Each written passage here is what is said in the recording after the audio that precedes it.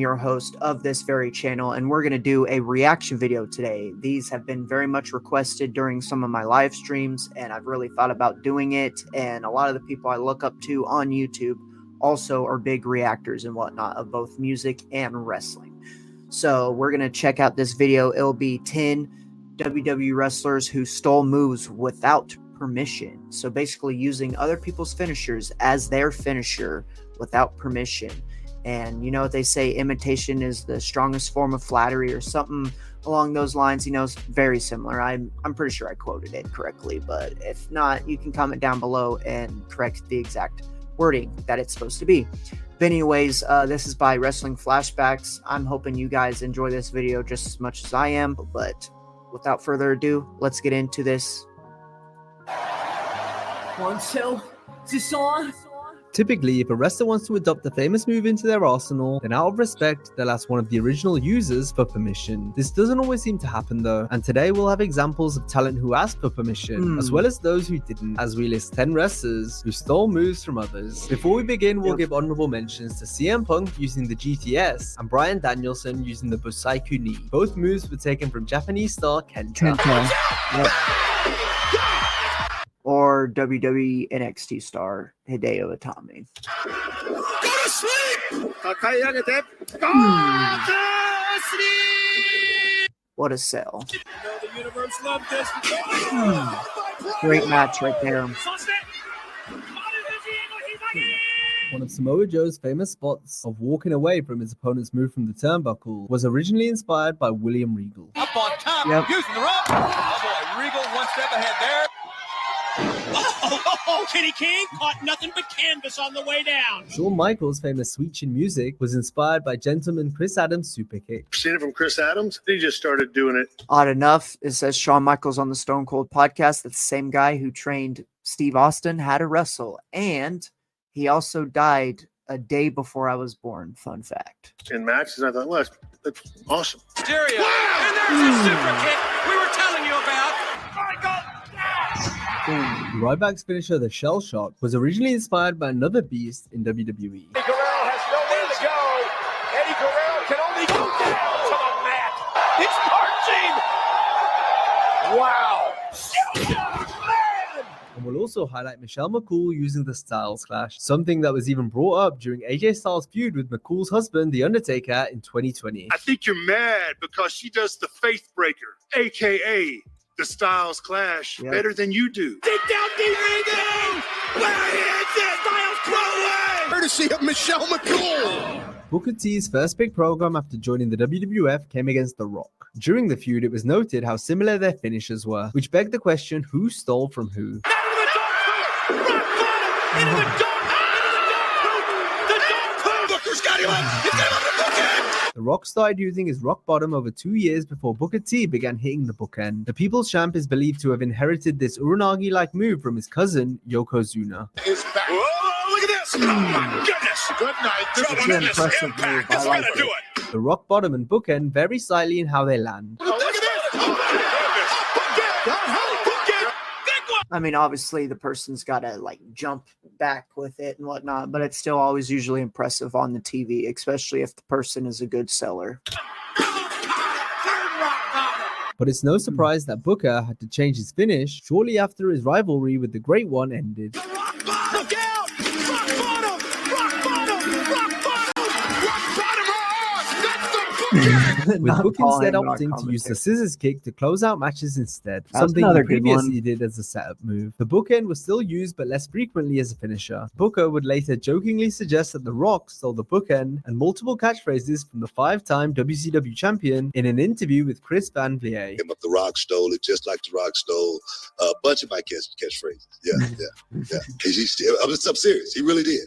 If you smell what the book is doing. Cody Rhodes has a rather unique outlook on how he incorporates different moves into his matches. I also have like the Mega Man rule. If I wrestled you like 50 times, I'm going to use some of your stuff out of respect for your stuff. My rule is if I've wrestled you more than 5 times, I can do all your stuff.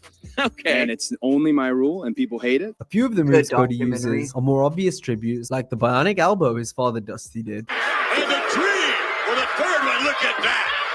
Well, the dream obviously did damage to ravishing Rex Homage to Pops.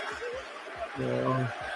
Oh, great match right there, and a great return. Hello, American Another Dream! decent match, but disappointed us. Oh, Or the uppercut a la Brother Goldust. yeah, he does it. Shades of Goldust. And there's the real thing right there. Real Goldust. There to see him win. Oh, another great match. The Cody Cutter could be a tribute to Rhodes' mentor, DDP. Diamond Cutter. Let it stand Probably. on that one. Or the New Japan and now current AEW superstar Will Ospreay, because it's called the Os Cutter, but I digress. Took the setup for his cutter from Will Ospreay's Os Cutter. Yeah, okay, Will I'm glad they Ospreay looking for mentioned the it. Os Cutter. Cody though launches himself into a Cody Cutter. Some of Rhodes' arsenal is more subtle, like the leapfrog out of the corner, which was taken from Booker T. And every time, I mean, there's one thing that's obvious. Hey, I remember watching those live. Look at this. Look at this. It's a way of consistently pulling out victories. A nice power slam. Or the Alabama Slam, The power slam obviously taken from Randy Orton. used by Hardcore Holly, Yep, Cody's and first that. tag team partner, an early rival in WWE. This is not going to be good. Yeah. No. Sidewalk slam. I don't think that was a sidewalk slam. It looked like a sidewalk slam. Hardcore Holly wasn't the first to use the Alabama Slam, though, as Chris Kanyon, who will now highlight, used it before him. Continues later on tonight. A first stepper for Raw. What a power move by Canyon. Oh, no. Oh, my God. No. The Alabama slam to the steel ramp. Kanyon was referred to as the innovator of offense, and for good reason, since many of the moves he invented ended up being used by others down the line. He shows me something different every day. Canyon has really. Canyon, rest in peace. He truly was an artist at his craft, and the fact that he did die and tragically passed away, some years ago. But yes, I feel like if he was in wrestling today, there's so much that he would be able to teach so many people. And again, yes, he was an innovator. Some of these moves are just like, I've never seen anybody do this, like moves that he's taking his opponent from the top rope and then dropping them straight to the mat, and then the normal moves you see, but then he does it a different way than what most of the people on the roster and other companies in wrestling do. So it was always great. Rest in peace, man. Revolutionized our sport, brought in some moves that no one's even thought of. When you try to make a move to the right or left, you wind up getting stuck. Look at this. Oh, my goodness. The fact that he is a machine and you throw in Taz, as lethal as he has been. Chris was certainly ahead of his time. We've got the Universal Yes, Champion sir. Roman Reigns. And look at Montez Ford. The Flatliner is one of the most copied finishers in wrestling. He Look raises at that. give the flatliner face first into the steel chair. Tons of wrestlers have tried and failed to use a form of this maneuver as their finish, with some essentially turning it into a self-rock bottom. A few have done good modified variations, Uh-oh. Wait a minute. Yes, it is. Save. but who better than Kanyon? Canyon face first, right on that title belt. Who better than Canyon? The buckshot lariat has Nobody. been popularized by AEW star Hangman Adam Oh, Page, yeah, but Logan fans Paul. might remember Kanyon doing it back during Whoa. his days as Morty Okay, I didn't know that part. I didn't know he ever did that. That's a pretty cool fact. in WCW. Danielson's avoided two previous times. Not inside out. During his United States title open challenges in 2015, John Cena began using a springboard stunner, which raised eyebrows from fans due to how awkward it looked. And now John Cena building momentum. Second rope. He definitely botched it a lot too, and Cena's one of my favorites, but I definitely can admit that. Done. Cena, second rope, springboard stunner. Cena didn't get all of it. Cena going for the springboard No, he didn't stunner, get all and he of it. just barely caught him. The master of the Stone Cold Stunner, Steve Austin, also didn't approve and would say as much on his podcast. He could have had a hell of a damn move with that thing, and all of a sudden just let everybody start kicking out of it, so it's like a wasted deal. It ain't working, so now it's just a move that ain't worth a damn. A few years later, Steve gave his blessing to Kevin Owens to use the stunner as a finisher. At the time, I just felt like a lot of people were doing power bombs, and the pop-up power bomb was my finishing move. I'm like, I think I need something different. So I tried to think of something new that nobody was doing. Because he's like, you want to use it as your finisher? I'm like, yes. It's like, God, it's about time. I can't believe nobody's tried this yet. On his Broken Skull podcast, Austin even coached Owens on how best to do the stunner. So that kick isn't just about bending him over a little so that you have easier access to the head. There's more to I it than see. positioning. That's very interesting. Yeah, you're robbing the lungs of oxygen, precious oxygen, which that heart needs to pump to the cranial region, which houses the brain. Right. Oh, wait for the super kick, Kevin Owens. Oh, no! Oh, no! No! Stunner! Oh, my God! Stunner! I definitely miss him doing the pop-up powerbomb as a finisher, or if you look at his indie stuff, him doing the package pile driver was really cool. But, you know, it's cool that he does a stunner, and it's usually, not always, but usually protected. I mean, over the last year, he's lost a lot of his feuds and whatnot, so people, major stars have kind of kicked out of it, but still, it's always interesting to see someone be able to do something like that and still kind of make it over in some ways, though I definitely do miss the pop-up powerbomb as his main finisher, which I think it was about a month ago or so. He did a match or whatever, and he actually won with the pop-up powerbomb. I think it was a tag match, but I could be wrong. Oh, God! Oh, it's doubling! Stunner! Bret Hart is considered the king of the sharpshooter, and with good reason, since no one does it better than the excellence of execution. This only becomes more clear when we see all those who have started using the move as a tribute that was to Bret. awful. Have it in him to finish it. And we saw this in Fashion Berlin. Yep, this match is really good. I believe here. Some fans may be quick to include Sting in that list of imitators, but the Stinger actually began using the submission he calls the Scorpion Deathlock before the Hitman. Yep, he did. He's in the middle of the ring. It's up. It's up. Flair's getting up, and he's trying to detract the referee, but he did I'm pretty sure Bret Hart actually used a pile driver as his normal finisher before then, and then he was mainly a tag team wrestler with Jim Neidhart, so lots of times you didn't really see this in his matches until he became a single star in the early 90s or something like that. He gave up. Bret used this as inspiration for the sharpshooter, but had to be taught how to apply the hold by Conan. Hart revealed this during an interview with Inside the Ropes. Oh, that's I a cool suggested fact. the Scorpion move that Sting did because I'd seen it in Japan. Conan showed me in 2 minutes in the shower how to put a sharpshooter on. He's got the sharpshooter. He's got the sharpshooter. Hey, yo. He's got it. He's got the sharpshooter. There's no way he get the rope. And the referee's calling for the. But I'd like to say that I think the two of them are different. One is the Scorpion, and one, in fact, is the Sharpshooter. Anyway, I always thought that I kind of came along and took his move in some ways, and fair enough, I probably did. And he was always really good about it. So, Bret, you copied me, and I know it. So we have the same finishing hold. People will say, and I love your finishing hold. I love it that you use the sharpshooter on people. And I go, I don't do the sharpshooter. I do the Scorpion Deathlock. They're standing. He's got it. Sit down on it. Young William Regal. He did. Various wrestlers had previously used the sharpshooter before Sting, including Riki Chosu in Japan. In 2011, Randy Orton started doing the angle slam, which forced a response from Kurt Angle online. The Olympic gold medalist posted a number of suspect drunk tweets before later claiming he was hacked. Kurt took aim at Randy for doing the Olympic slam, not to mention Jack Swagger for performing the ankle lock.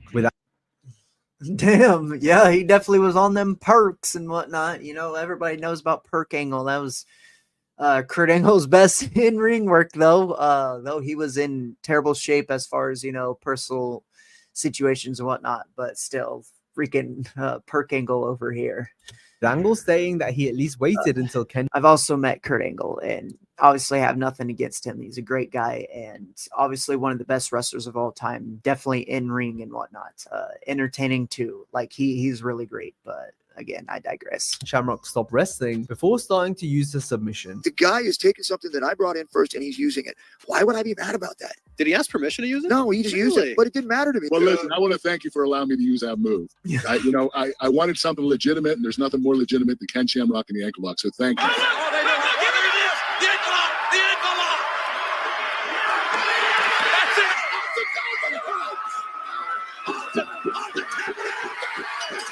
While the shots at Orton were perhaps uncalled for, it's hard to argue with Kurt about Jack, since Swagger definitely wasn't good enough to be using the ankle lock. A few weeks after the Twitter outburst, and his gut-rich powerbomb kind of was a better fit for him, considering he was a wannabe Kurt Angle and didn't live up to the potential that he in some ways could have had, but at the same time never had. So Angle got his own back on Orton in a more appropriate way by hitting the RKO during a match with Jeff Jarrett at Lockdown 2011. Look at him in the zone. Look at Kurt's eyes. Great shot right there. Oh, wow.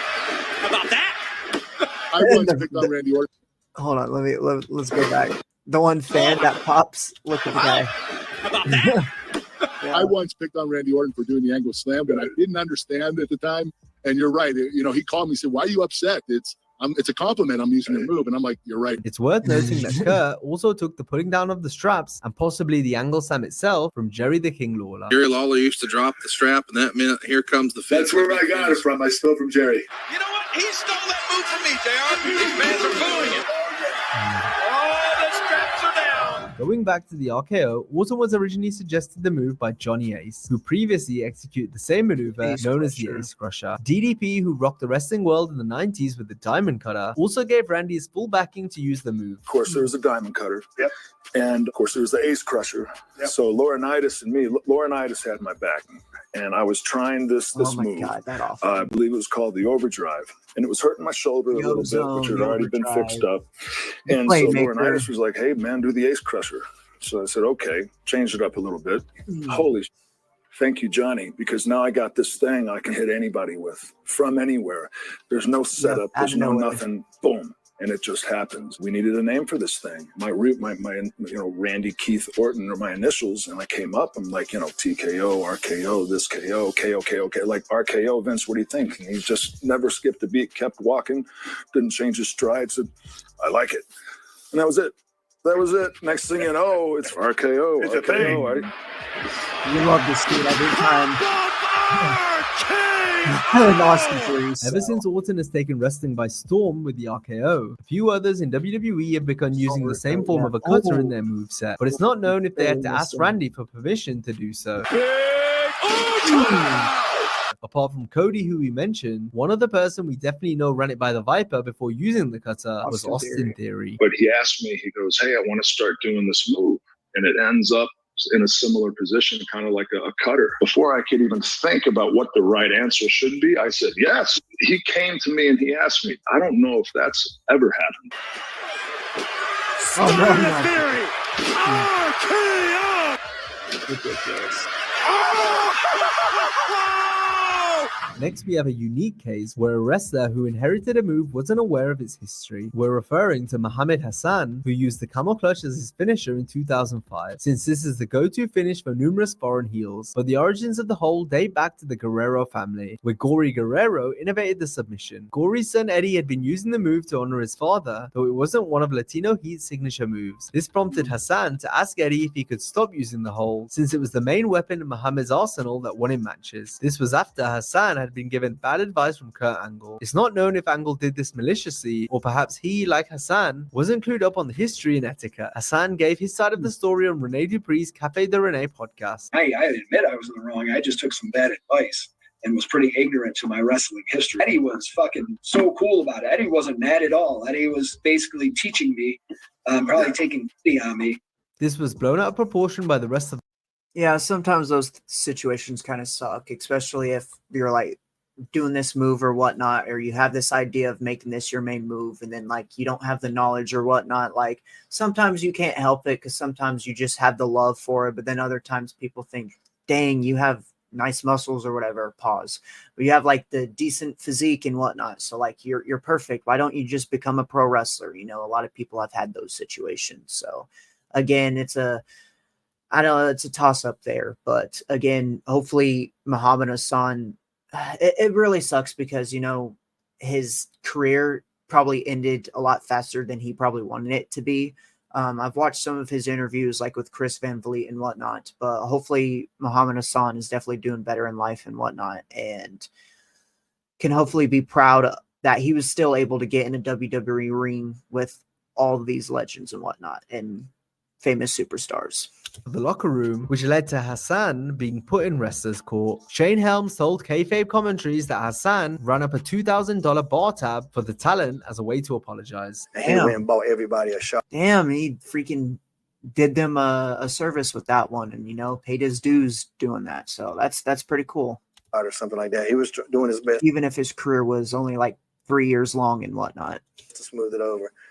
I think it might have even been 2. My bad. But back to the video. Everybody held it up and pulled it on the ground. Old school was one of The Undertaker's trademarks. You always knew what was coming when the Phenom grabbed the arm while scaling and leaping from the ropes with great agility. This was vintage Taker. This is vintage Undertaker.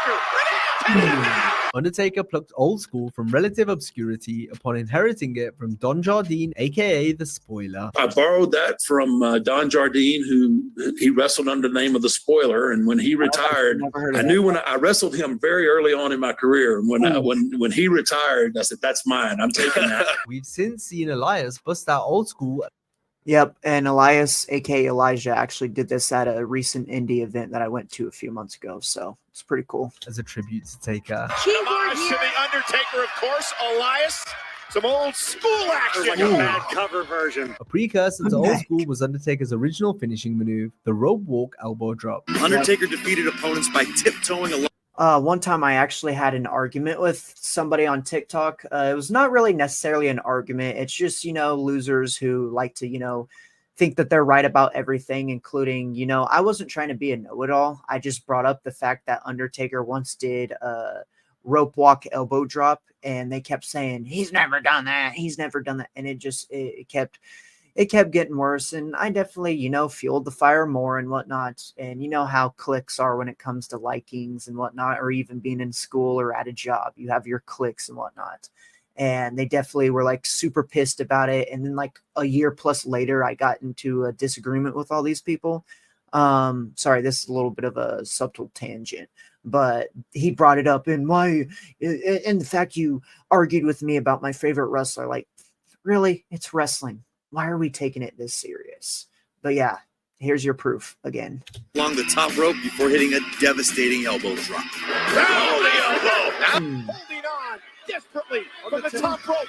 They can all stand out. Delivered to the sternum. You might recognize it from modern WWE, where you'll see Xavier Woods executing the limit break elbow. No way Woods is going to be able to make this. Coast to coast. Elbow connects. Woods with a limit break elbow. Rob Van Dam had one of the coolest and most innovative wrestling moves with Van Terminator. The Van Terminator. The Van Terminator? What's that all about, Van Dam? I can't wait to see it myself, baby. Can you feel what's coming? That's wild. And Van Terminator. It was done to great effect in ECW, though over the years it was less frequent in WWE. He may be about to see Terminator. That's because Shane McMahon already performed the Van Terminator, where it was known as the Coast to Coast. He's bound and determined. You gotta be kidding me. This was completely plagiarized from RVD, but was given to Shane to try and make up for his lack of wrestling ability. Coast to Coast is a trash can that's put in the ropes so that you don't have to go that extra 3 feet. McMahon needed as much smoke and mirrors as possible in his matches, so the Coast to Coast was just another gimmick he could implement. They all showed him footage of me doing the Van Terminator and asked them, can you do this? A lot of promoters, and in WWE when I was there too, a lot of times they talk about me doing it, and they say, when you get ready to do the Coast to Coast, which corner are you going to do it from? I'm like, no, I do the Van Terminator. That's right. It speaks to Rob's talent that despite being one of his best moves, he didn't need the Van Terminator because everything else he did in the ring was already so great. Ilya Dragunov later used his own variation as a setup move that was hit usually without a weapon. To see Ilya Dragunov going coast to coast. Now, if you enjoyed this video, be sure to check out a similar video of scripted wrestling moments that fans actually thought were real. Hope you have a great day, and I'll see you next time. That video was enjoyable. Again, sometimes moves are stolen by others without permission, and sometimes they get a lashing backstage, whatnot. If you guys watch the interviews and whatnot, some people take it as a disrespect, and then other times people ask about it. The choke slam is a move that a lot of people use, even small guys use, and lots of times people ask Undertaker for permission. Which, again, you get into a business and sometimes you have someone beforehand that you looked up to, and that's the reason why you decided to do this move. So continue to come back to this channel for more reaction videos from myself, making my mark, the Hitmaker, the always talking, always walking, never stopping, always hopping to the next level, Mr. Eric the Mark Mac, me making my mark. Until next time, thank you.